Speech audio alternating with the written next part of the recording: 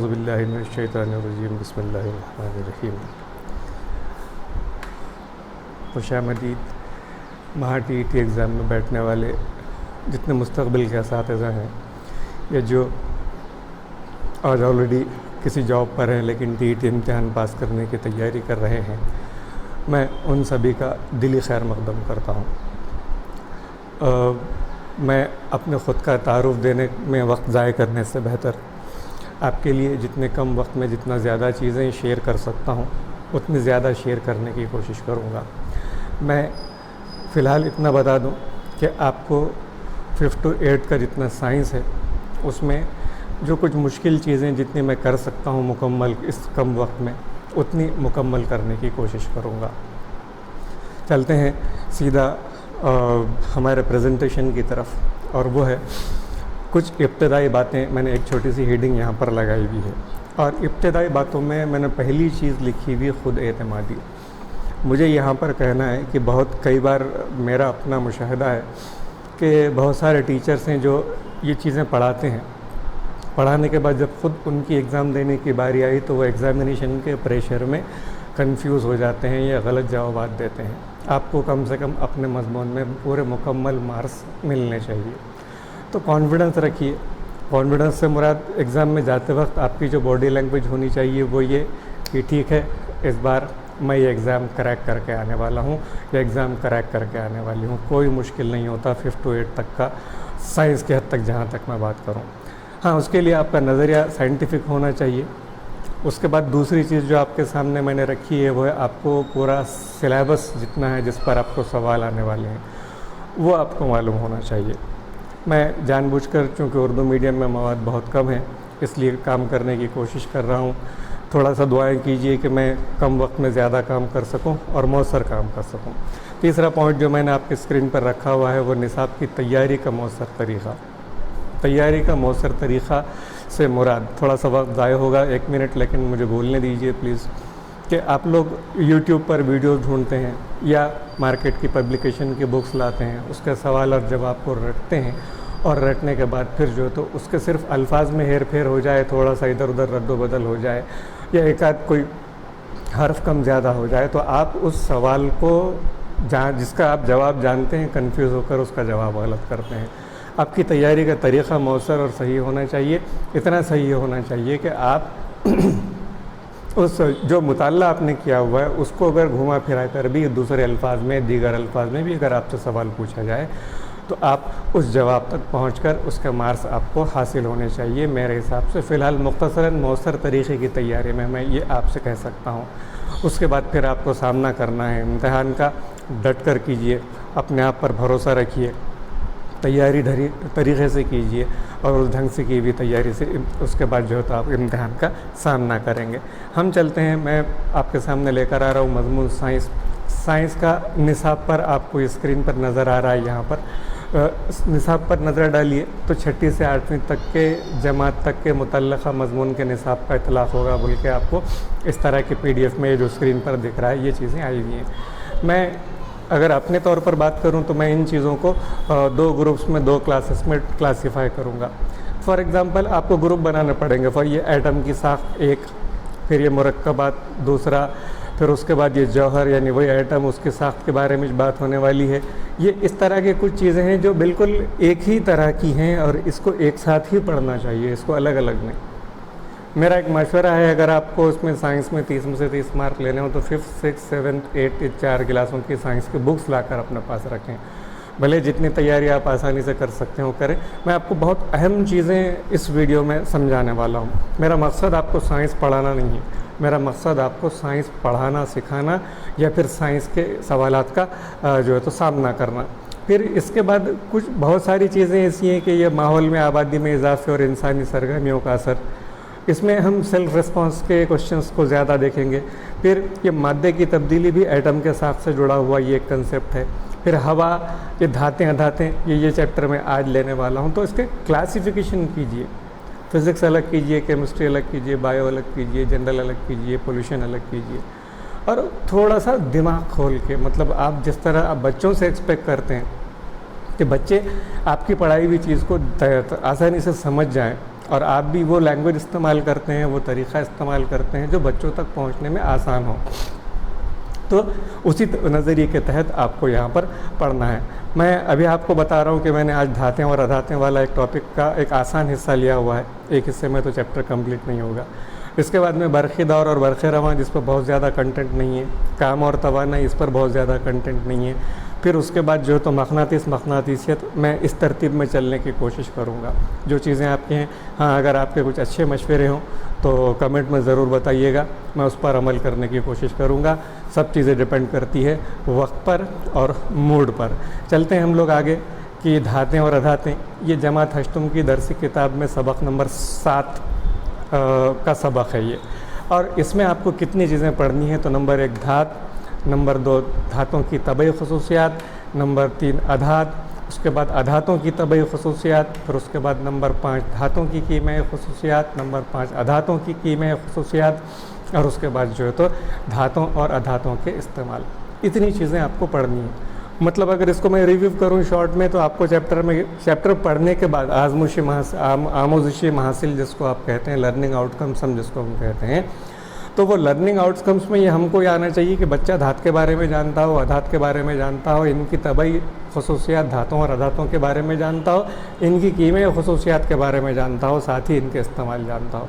एक चीज़ आपको भी मानना पड़ेगी कि अभी ब्रिज कोर्स का मौसम चल रहा है, या फिर जो तो नए पेपर पैटर्न होते हैं, उन नए पेपर पैटर्न्स में ये ब्रिज कोर्सेस में आपको एप्लीकेशन क्वेश्चंस, मतलब हम आपको इन्फॉर्मेशन दे देंगे, नॉलेज दे देंगे, ये ऐसे होता है, फिर आप उसके ऊपर अपना सवाल बनाना शुरू करेंगे। मैं अपने लेक्चर के दौरान ये चीज़ों पर बात करने वाला हूँ।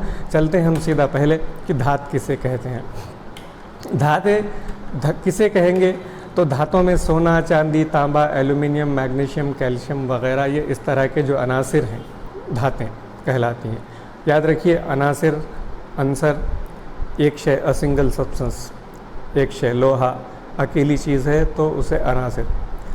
मशवरा है कि आप इसको साथ में रनिंग नोट्स बना लें, तो फिर ये आप किसी को भी पढ़ा सकते हैं, एग्ज़ाम देना तो बहुत दूर की बात है। तो धातें, अंसर जो होते हैं, हम उनको धात, अधात और धातनुमा 3 जमातों में तकसीम करते हैं। हम यहाँ पर तीनों का बुनियाद देखने वाले हैं। तो धात की एक्चुअल कोई डेफिनेशन नहीं होती। ये वो अनासिर हैं जो ठोस होते हैं, वर्क पजीर होते हैं, तार पजीर होते हैं, बर्क़ के मौसिल होते हैं, हरारत के मौसिल होते हैं। इस तरह की कुछ खसूसियात रखने वाले अनासिर का हमने एक ग्रुप बनाया हुआ है उन एलिमेंट्स का, और उस ग्रुप के बाद जो तो हम उनको धातें कहते हैं। मैंने सबसे शुरू में सोना, चांदी, तांबा, एल्यूमिनियम, लोहा, मैग्नीशियम, कैल्शियम इस तरह के नाम लिखे हुए कि हम इनके बारे में पढ़ने वाले हैं। ये इनकी आम खसूसियात जो अभी आप स्क्रीन पर देख रहे हैं, इन पर हम डिटेल में बात करने वाले हैं। इन पर सवाल कैसे बनते हैं इस पर हम बात करने वाले हैं। इसलिए एक वीडियो कम से कम आप आखिर तक देख लीजिएगा। फिर कुछ मशवरे हो तो उनसे नवाजिएगा, वरना ठीक है चलेगा।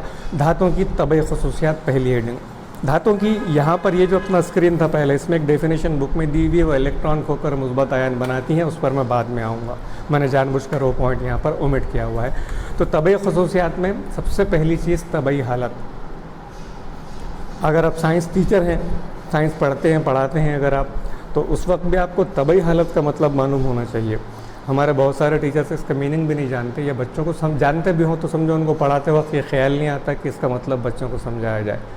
तबई हालत मतलब मादे की जो 3 हालतें हैं, ठोस, माया, गैस, उनमें से ये किस हालत में होते हैं।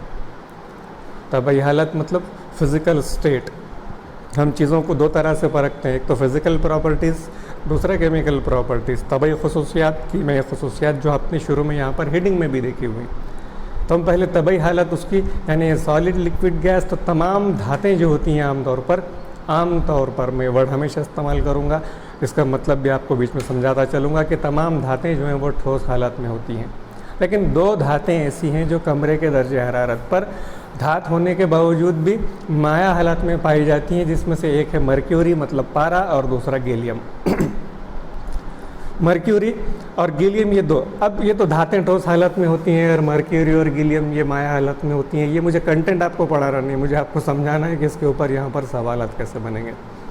सवाल बनाना है अगर मुझे इसके ऊपर कि धातें, तो मैं गैर मुतफर्रिक़ अलग कीजिए, आपको कंफ्यूज करने के लिए सबसे अच्छा सवाल होता है। मैंने कुछ सवाल सैम्पल के तौर पर वीडियो के एंड में शुरू में डिस्कस किए हुए हैं, और मैं वहाँ पर टाइप्स की बात करने वाला हूँ कि आप इस तरह के सवाल बनाइए।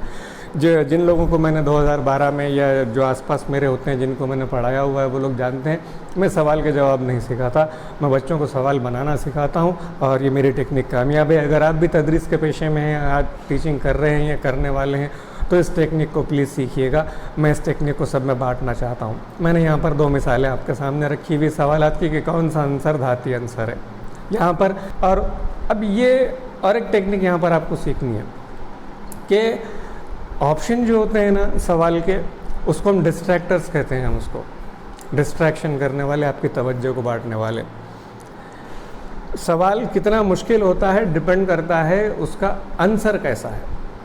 आंसर अगर मैं यहाँ पर समझिए लोहा, सोना, चांदी और उसके साथ दूसरी कोई एक चीज़ प्लास्टिक जैसे कॉमन चीज़ लिख दूँ तो सवाल एकदम आसान हो जाएगा। ये लोअर ऑर्डर थिंकिंग स्किल बोलते हैं हम इसको।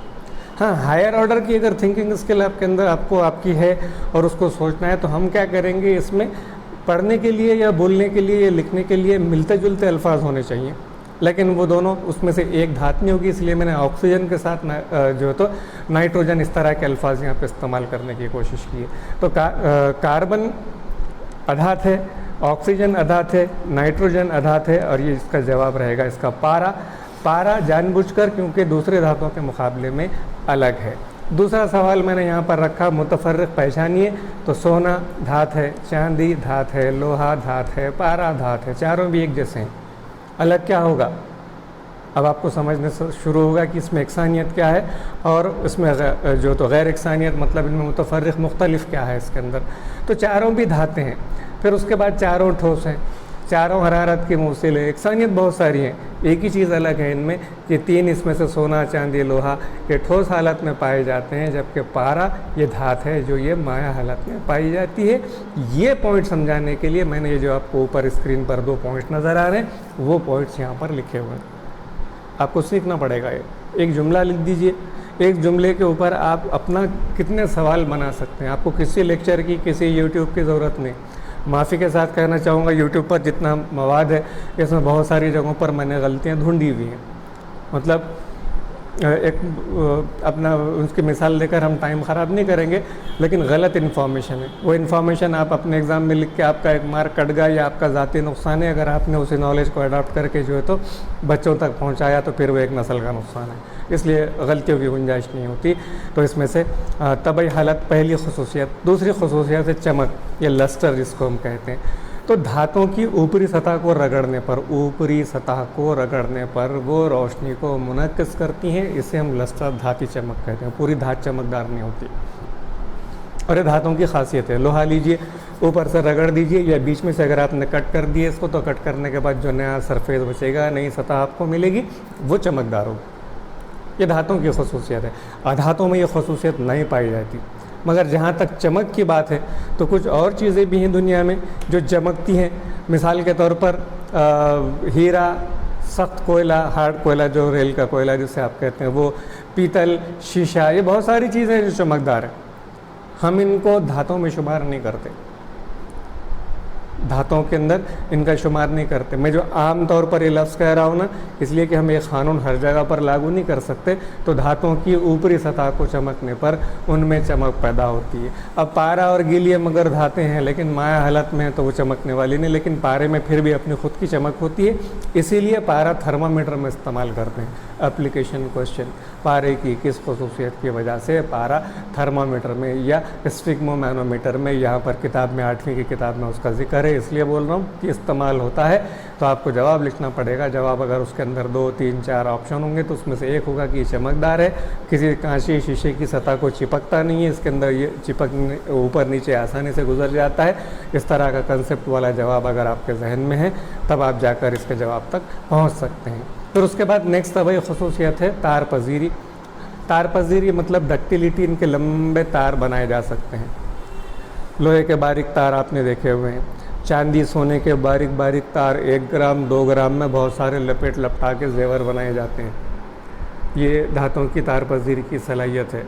ये सलाहियत अगर नहीं होती धातों में या इतने कम वज़न में, अगर हम इतने कम छोटे से टुकड़ों में अगर हम इनके तार नहीं बना सकते, तो फिर ये जो कानों में लटकने वाले जेवर पहने जाते हैं वो अगर समझिए सोने की जगह लोहे के या तांबे के अगर हों तो कान लटक कर हाथ में आ जाएंगे। ये सलाहियत हम वहाँ पर इस्तेमाल करते हैं कि धातों के बारीक बारीक तार बनते हैं।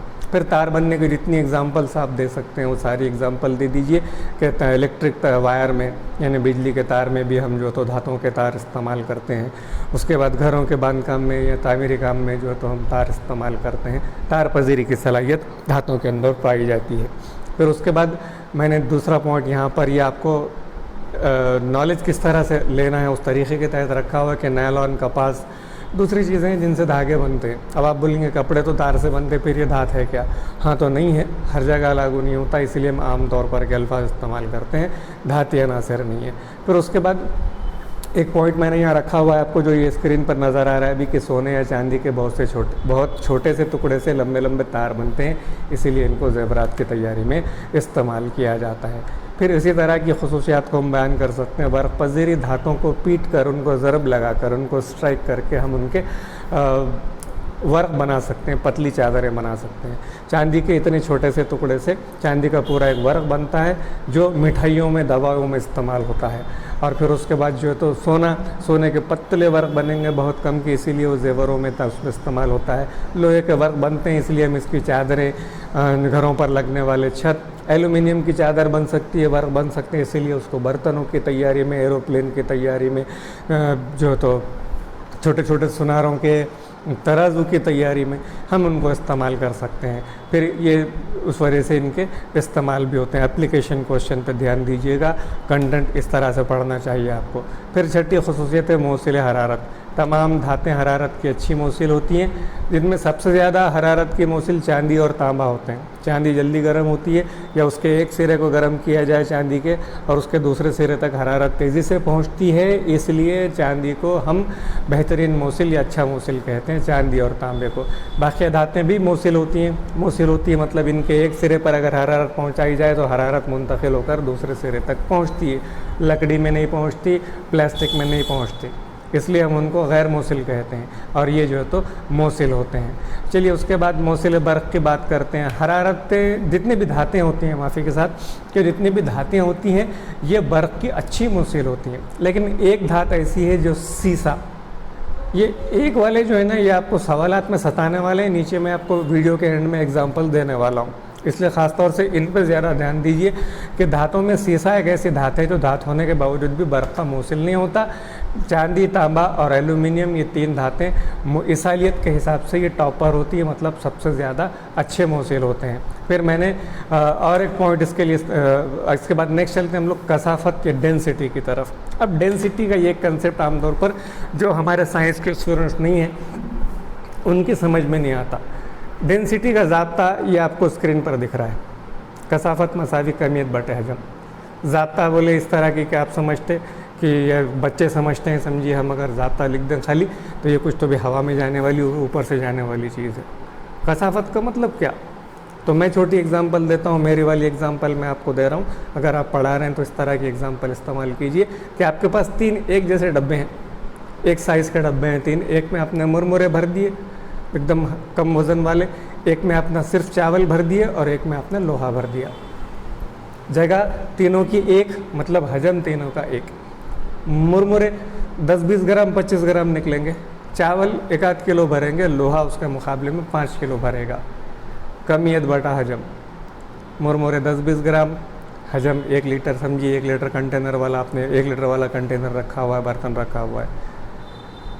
फिर उसके बाद चावल में 1 किलो के करीब रहेगा, लोहा 5 किलो के करीब रहेगा। जो चीज़ें जितनी ज़्यादा वज़नी होती हैं उनको ज़्यादा कसाफत वाले मानते हैं। या फिर इसको मैं और एक लैंग्वेज इस्तेमाल करता हूँ डेंसिटी या कसाफत के लिए, कि कम जगह में, एक किसी मखसूस जगह में कितने ज़र्रात समाए जाते हैं किसी चीज़ के, ठोस हो, माया हो, गैस हो, तो ये उसको हम कसाफत कहेंगे। धातों की कसाफत ज़्यादा होती है, मतलब धातें आमतौर पर वज़नी होती हैं। लेकिन 3 धातें, सोडियम, लिथियम, पोटेशियम धात हैं, इनकी कसाफत पानी से कम होती है। मतलब धातें हैं वज़नी होना चाहिए, लेकिन इनकी कसाफत पानी से कम होती है। मतलब सोडियम लिथियम पोटेशियम अगर पानी में डाल दिए तो दोनों में से पानी की कसाफत ज़्यादा, बोले तो पानी का वज़न ज़्यादा, इनकी कसाफत कम मतलब पानी की कसाफत कम, तो मतलब ये चीज़ें पानी में डूब जाएंगी। इनके अलावा धातुओं की दूसरी चीज़ें पानी में तैर जाएंगी, सोडियम लिथियम पोटेशियम, और इनके अलावा धातुओं की दूसरी चीज़ें पानी में डालने पर चूँकि उनकी कसाफत ज़्यादा है, उनका वज़न ज़्यादा है, उनकी कमियत ज़्यादा है, इसलिए वो पानी में डूब जाती हैं। इसलिए मैंने ये पॉइंट आपके सामने रखा हुआ है, इसलिए वो पानी पर तैरते हैं। सोडियम लिथियम पोटेशियम कम कसाफत वाली धातें, पानी से कम कसाफत वाली। ऑड वन आउट अगर मुझे बनाना है, गैर मुतफर्रिक अलग कीजिए, तो मैं सोडियम लिथियम पोटेशियम और इसके साथ एक चौथी धात का नाम डाल दूंगा जिससे कसाफत ज़्यादा बैठी ताल्लुक़ ढूंढते हुए। अब आपको मार्क्स, आपका पेपर अच्छा, आपके हिसाब से अच्छा जाने के बाद भी मार्क्स कम मिले थे का दर्द वो यहाँ पर छुपा हुआ है। इन चीज़ों को समझिए। चलिए उसके बाद चलते हैं हम लोग नुक्ते पिघलाव और नुक्ते जोश। तो धातुओं के नुक्ते पिघलाव और नुक्ते जोश ज़्यादा होते हैं। नुक्ते पिघलाव, पिघलना, पिघलेगा कब? किसी भी ठोस चीज़ को गर्म करें तो वो पिघलती है, तो ठोस चीज़ें पिघलेंगी। तो धातुओं को गर्म करके अगर आपको पिघलवाना हो तो उनको बहुत ज़्यादा गर्म करना पड़ेगा, इसको बोलेंगे इनका नुक्ता पिघलाव ज़्यादा होता है। नुक्ता जोश, ये जो पॉइंट आपको स्क्रीन पर दिख रहा है, नुक्ता जोश, जोश खाना मतलब उबलना। उबलेगा कौन? ठोस चीज़ें नहीं उबलती, गैसें नहीं उबलती, माया चीज़ें उबलेगी। तो माया चीज़ें जो होती हैं वो गर्म करने पर उबलती हैं। तो धातें अगर माया हालत में हो तो उनका नुक्ता जोश ज़्यादा होगा। धातें अगर ठोस हालत में हो तो गर्म करने पर इनको पिघलाने के लिए ज़्यादा गर्म करना पड़ेगा, मतलब इनका नुक्ता पिघलाव ज़्यादा होगा। तो ये इस तरह का एक पॉइंट जो मैंने यहाँ पर आपके सामने रखा है। अब और एक जो छोटा पॉइंट आपको दिख रहा है कि पारा, गैलियम, सोडियम और पोटेशियम धात होने के बावजूद इनका नुक्ता पिघलाव कम होता है। ये परेशान करने वाली चीज़ है कि नुक्ता पिघलाव समझो अगर चढ़ती तरतीब में लगाइए, उतरती तरतीब में लगाइए का ताल्लुक़ ढूंढना हो तो ये चीज़ें आपको उस वक्त कंफ्यूज करने के लिए, सवालों में मुश्किल डिफ़िकल्टी लेवल पैदा करने के लिए हम इस्तेमाल करते हैं। तो गैलियम, सोडियम, पोटेशियम ये धातें हैं, लेकिन इनका नुक्ता पिघलाव कम होता है। सोडियम तो हवा में निकालने पर ऑक्सीजन के अमल के साथ जल उठता है, उसको सिलगाना भी नहीं पड़ता, गर्म करना भी नहीं पड़ता। चलते हैं इसी तरह फिर आगे। उसके बाद गूंज या सोनोरस, किसी भी धात को लेकर अगर दूसरी किसी ठोस चीज़ से उसके ऊपर ज़रब लगाई जाए तो वो एक मखसूस गूंज पैदा करती है। तो किसी भी धातु उसको बोलेंगे हम सोनोरस की प्रॉपर्टी, या फिर जो है तो वो गूंज। ये पॉइंट यहाँ पर नहीं आना चाहिए था, आ गया, उसके लिए माज़रत। फिर उसके बाद चलते हैं अब हम लोग अधातों की तबई खुसूसियात की तरफ। अधातों की तबई खुसूसियात में पहली चीज़ तबई हालत। धातों में हमने बात करें कि धातें सिर्फ ठोस हालत में होती हैं सिवाय ब्रोमीन, सिवाय पारा, और तो ये एक दो धातों को छोड़ दें तो ठोस, मगर अधातों में ठोस भी होंगे, माया भी होंगे, गैसें भी होंगे। 8वीं की किताब में जो एग्जाम्पल्स रखे हुए हैं वो एग्जाम्पल्स मैंने यहाँ पर रखा हूँ आपके स्क्रीन पर। ये सवालों में आएंगे कि ठोस धातों में कार्बन, सल्फर, फास्फोरस की मिसालें हैं। माया अधात जो होती हैं उसमें ब्रोमीन की मिसालें हैं। और उसके बाद जो है तो गैसीय अधातें जो होती हैं उनमें ऑक्सीजन, नाइट्रोजन, हाइड्रोजन की मिसालें हैं। तो ठोस अधातें, माया अधातें या गैसीय अधातें, उनकी एग्जांपल्स यहाँ पर मैंने रखी हुई। इस पर मैंने एक सवाल एंड में बनाया हुआ है, वो उस तरह के सवाल अगर आप बना सकते हैं 8वीं की साइंस की किताब का धातें अधातें का चैप्टर लेकर तो बेहतर होगा। चलिए अधातों की दूसरी तबई खुसूसियत चमक। धातों में चमक होती है, अधातों में इस तरह की चमक नहीं होती। हाँ, लेकिन हीरा अधात है और आयोडीन की खल में ये जो है तो दोनों में चमक होती है। आयोडीन भी अधात है और हीरा भी अधात है। हीरा कार्बन का बहरूप है लेकिन सख्ती के लिए मशहूर है अपनी, वो एग्जांपल भी हम यहाँ पर बात करने वाले हैं उसकी। फिर कार्बन की और एक खसूसियत हम यहाँ ग्रेफाइट की बात करने वाले हैं कि भी वो बर्फ़ के अच्छे मोसिल होते हैं। तो कार्बन की एक्सेप्शन केस है, ये अधात है लेकिन धातों की तरह का बर्ताव इसका होता है। तो दिन में धाती चमक नहीं होती। धातों के हर मुख्तलिफ़ किस्म के रंग हो सकते हैं, कुछ अधातें जो है तो बेरंग भी हो सकती हैं। चलते हैं फिर उसके बाद नेक्स्ट, फूटकपन। फूटकपन, ब्रिटलनेस क्या? एक शीशे का टुकड़ा लीजिए, उस पर हथौड़ी से या पत्थर से ज़रब लगाइए, शीशे के टुकड़े का जो होता है वो फूटकपन, ब्रिटलनेस। उस तरह लकड़ी पर ज़रब लगाए तो वो नहीं होगा जो शीशा चूर चूर हो जाएगा। इसको हम फुटकपन या ब्रिटलनेस कहते हैं। ठोस अधातें जो होती हैं, ये किताब में लिखा हुआ है खाली अधातें, मैं जानबूझकर ठोस लिख रहा हूँ, क्यों? तो सिर्फ ठोस में फुटकपन होता है, माया गैसों में नहीं होता। तो कोयला या कार्बन या शीशा ज़रब लगाने पर चूर चूर हो जाना, ये फुटकपन कहलाता है। फिर तार पजीरी और वर्क पजीरी, अधातों में ये सलाहियत नहीं होती। ये पॉइंट भी यहाँ पर नहीं आना चाहिए कार्बन का। उसके बाद चलते हैं 5, हरारत और बर्फ़ की इसालियत। अधातें हरारत और बर्फ़ की गैर मौसिल होती हैं। अधातें जो होंगी वो हरारत और बर्फ़ की गैर मौसिल हैं, इसालियत नहीं करती। हाँ, एक एग्जाम्पल इसके अंदर है कार्बन का बहरूप ग्रेफाइट, जो पेंसिल के अंदर या जो सेल होते हैं अपने, उस सेल के अंदर जो काली रॉड निकलती है वो ग्रेफाइट है। सबसे ज़्यादा आम जिंदगी में देखें तो इस्तेमाल उसी का होता है इलेक्ट्रोड में, सेल के अंदर जो काली रॉड निकली हुई रहेगी तो वो रॉड ग्रेफाइट से बनी हुई है। यहाँ अधात है लेकिन बतौर मौसिल इस्तेमाल होती है, बाकी सिर्फ सारी की सारी अधातें बर्क़ की और हरारत की गैर मौसिल होती हैं। कसाफत की बात हो गई कि धातों के मुकाबले में इनकी कसाफत बहुत कम होती है अधातों की। फिर नुक्ते पिघला और नुक्ते जोश, इनकी कसाफत भी बहुत कम होती है धातों के मुकाबले में, तो कम होती है, इसी तरह का पॉइंट रहेगा। अब उसके बाद आखिरी का एक छोटा सा पॉइंट जो टेक्स्ट में सिलेबस में, जहाँ पर मैं सिलेबस रोक के सवालात पर आ रहा हूँ, वो है धातनुमा। शुरू में बात हुई थी कि जो अनासिर होते हैं वो अनासिर धात अधात धातनुमा में तकसीम किए जाते हैं। तो धातनुमा कौन से, बुक में ये लैंग्वेज लिखी हुई उसकी जो आपको स्क्रीन पर नज़र आ रही है, वो अनासिर जिनमें धात और अधात दोनों की खुसूसियात पाई जाती हैं। सोचिए थोड़ा, साइंटिफिक एटीट्यूड कैसा होना चाहिए साइंस के टीचर्स का, कि धातनुमा क्यों बोलते, फिर धात और अधात दोनों की खुसूसियात हैं तो उनको अधातनुमा बोलना चाहिए। तो अगर ये धातनुमा में जितनी इनके मिसालें सामने रख दीजिए, सिलिकॉन, एंटीमनी, जर्मेनियम, आर्सेनिक, ये धातें तो नहीं होती लेकिन इनकी खुसूसियात धातों की तरह ज़्यादा होती हैं। अधातों के मुकाबले में मेटेलिक प्रॉपर्टीज़ जो होती हैं वो इनकी वो ज़्यादा होती हैं, इसलिए इनको धातनुमा कहा जाता है। ये सिर्फ 4 एग्जाम्पल हैं, चारों याद कर लीजिए, सिलिकॉन, एंटीमनी, जर्मेनियम और आर्सेनिक, ये धातनुमा है, ना धातें हैं ना अधातें हैं, दोनों तरह की खुसूसियात पाई जाती हैं। इसके बाद हम क्या करते हैं, मश्क के लिए मैंने कुछ सवालात रखे। एक्चुअली मैं आपको सवालात के टाइप पर डिस्कस करना चाहता हूँ। एक एग्जाम्पल मैंने यहाँ पे रखी हुई है, कौन सी धात कमरे के दर्जे हरारत पर माया हालत में पाई जाती है। अब आपके पास जवाब है, ऑप्शन देगा आपको 4, चारों में आपको अपना ऑप्शन ढूंढना है। ये जो सवाल नज़र आ रहा है आपको, इसमें इसका जवाब है पारा, जो कमरे के दर्जे हरारत पर माया हालत में पाया जाता है। A, B, C, D इसकी 1, 2, 3, 4 इसके ऑप्शन होंगे, आप मार्क करेंगे पारे को।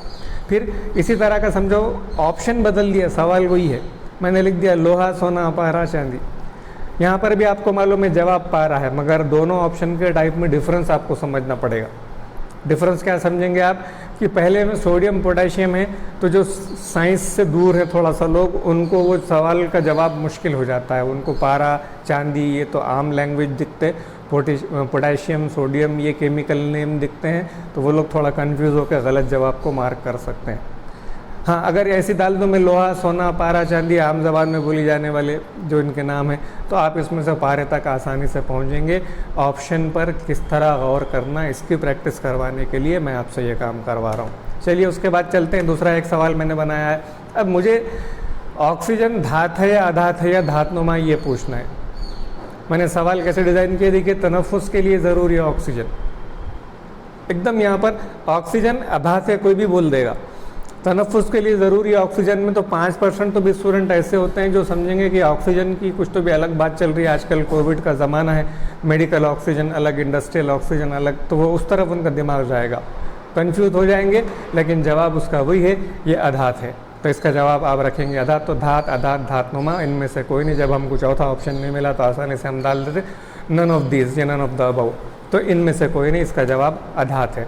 फिर एक सवाल मैं आपके सामने रखता हूँ, जैल में से किसकी कसाफत सबसे ज़्यादा होगी। ऑप्शन रखा मैंने सोडियम, चांदी, लोहा और हीरा। हीरा अधात है, सख्त है, ऐसी चीज़ें आपके दिमाग में बैठे हुई रहती, एक आध बार आप कंफ्यूज होकर इसमें कसाफत ज़्यादा होती का जवाब इसमें डाल देंगे। जवाब सीधी बात है, इसका जवाब है लोहा। मगर आपको यहाँ पर और एक चीज़ क्या सीखनी है, इसमें जवाब लोहा है, अगर इसके साथ के समझो ऑप्शन अगर मैं बदल दूँ, लोहा निकाल दो इसमें से, और दूसरी और कसावत वाली धात डाल दूँ तो आप ज़्यादा कसावत का जवाब सर ने बोले थे लोहा, आप उसमें लोहा ढूंढेंगे, जवाब नहीं मिला तो फिर तो आपको कंपेयर करना पड़ेगा चारों में वजनी कौन सा ज़्यादा होगा, किसकी कसाफत ज़्यादा होगी। इमेजिन करना पड़ेगा कि इतने बर्तन में लोहे का वज़न ज़्यादा होगा, क्या सोने का ज़्यादा होगा, क्या चांदी का ज़्यादा होगा, क्या पारे का ज़्यादा होगा, तो फिर उस हिसाब से जवाब बदलेंगे। दुनिया में सबसे ज़्यादा कसावत वाली चीज़ लोहा है, मैं ये ख़तई नहीं कह रहा हूँ। आप लोग जो गलती करते हैं ना डाइजेस्ट में, इसमें उसमें जो सवाल होते हैं जो ख़तई एग्ज़ाम में कभी भी नहीं आते, वो एग्ज़ाम में नहीं आते। एग्ज़ाम के पेपर सेट, अच्छा उर्दू में पेपर सेट करता ही कौन है? उर्दू में पेपर ट्रांसलेट होते हैं, उर्दू में पेपर सेट नहीं होते। पेपर सोचने का काम होता है इंग्लिश मीडियम मराठी मीडियम वालों का, फिर वो पेपर ट्रांसलेशन को आप जैसे लोग बुला कर दिए जाते हैं, फिर वो लोग ट्रांसलेट करते हैं उस पेपर को, और फिर उसके बाद उसका जो होता है वो आपके सबके सामने है। हम लोग भी पेपर में परेशान हो के आके फिर इमले की गलतियाँ ढूंढते, उसमें इसके मार्क मिलने चाहिए। शॉर्टकट मारने की तैयारी है, नई काबिलियत पैदा कीजिए, अच्छे से प्रिपरेशन कीजिए। उसके बाद फिर मैंने एक सवाल आपके सामने रखा है, झैल में सबसे बेहतर बर्फ़ का मौसिल कौन है? इनमें जो है तो तांबा है मगर अगर मैं तांबा हटा दूं, एल्यूमिनियम, ग्रेफाइट, लोहा और चांदी डाल दूं तो फिर एल्यूमिनियम हो जाएगा जवाब। क्यों? हमने कंटेंट में पढ़ के आया हुआ है। आपको ये सीखना है, खाली डाइजेस्ट के सवालात मार करके रोज़ 50 सवाल रट रहे आप और उसके बाद कर रहे, मैं साइंस में तो ख़तई न चले। दूसरी अहम चीज़ मैं आपसे बोल रहा हूँ, ये टेक्निक आप सोशल साइंस में, तारीख़ जोग्राफिया में, समाजी उलूम में आप इस्तेमाल कीजिए, आपका बहुत फ़ायदा होगा। इवन अगर आप इस तरह से एक बार तैयारी करते हैं तो फिर आपको एक ख़तई कोई चीज़ रटने की ज़रूरत नहीं पड़ेगी, आप एक बेहतरीन टीचर बनकर सामने आ सकते हैं। चलिए फिर एक सवाल पर हम बात करते हैं, झैल में सबसे ज़्यादा बर्फ़ पज़ीरी की सलाहियत किसकी है? और मैंने ऑप्शन रखे हैं तांबा, एल्यूमिनियम, चांदी, लोहा। इसमें जवाब चांदी है, लेकिन अगर चांदी हटाकर मैं सोना डाल दूँ तो फिर जवाब सोना हो जाएगा। ये ध्यान रखिए, ये दोनों हटा के समझिए मैं प्लास्टिक डाल दूँ तो फिर एल्यूमिनियम जवाब हो जाएगा। वर्क पज़ीरी, तार पज़ीरी, आपको कंपेयर करना आना चाहिए ऑप्शन में, साइंस में। इसीलिए ऑब्जेक्टिव्स में, एमसीक्यूज़ में आपके मार्क्स ख़राब होते हैं। चलते हैं फिर आगे एक सवाल की तरफ। वीडियो की तवालत भी ज़्यादा नहीं हो जाना, आप लोग बोर होकर रख देंगे। धातुओं की किस खसूसियत की वजह से इनको बरक़ी तारों में इस्तेमाल किया जाता है? कसाफत, तबई हालत, ईसालियत, बर्फ़ पज़ीरी। तो जवाब है इसका ईसालियत की खसूसियत धातुओं में होती है, इसलिए इनको बरक़ी तारों में इस्तेमाल किया जाता है। एप्लीकेशन क्वेश्चन की जो बात हुई थी, फिर कंटेंट दे दिया आपको। अब हम सवाल हमारे हिसाब से करेंगे, आपको ये बच्चों को भी सिखाना है, आप सभी मुअल्लिम बनने वाले हैं, ये बन चुके हैं। फिर उसके बाद अब मैंने यहाँ पर कुछ सवाल एग्जाम्पल के तौर पर रखे हुए हैं, मुझे इन पर भी आपसे डिस्कस करना है कि पहली जोड़ी के अल्फाज के बीच ताल्लुक़ को पहचान कर दूसरी जोड़ी मुकम्मल कीजिए। इसमें मैंने पहला सवाल रखा हुआ है सोडियम, धात, गीलियम। अब अगर ताल्लुक़ क्या है यहाँ पर, तो सोडियम धात की मिसाल है, तो गीलियम किसकी मिसाल है? दो ऑप्शन हो सकते हैं, या तो अधात या धातुमा। गीलियम धातुमा की मिसाल है, इसलिए आपके पास यहाँ पर जवाब आएगा धातुमा। उसके बाद फिर इसी तरह के एग्जाम्पल रखा मैंने जानबूझकर, सोडियम, धात, ऑक्सीजन, अधात।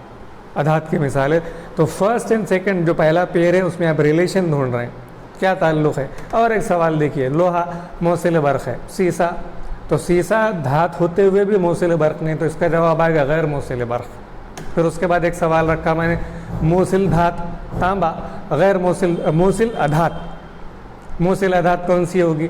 जो अधात है लेकिन मौसिल है, तो कार्बन का ग्रेफाइट इसका जवाब होगा, कार्बन इसका जवाब होगा।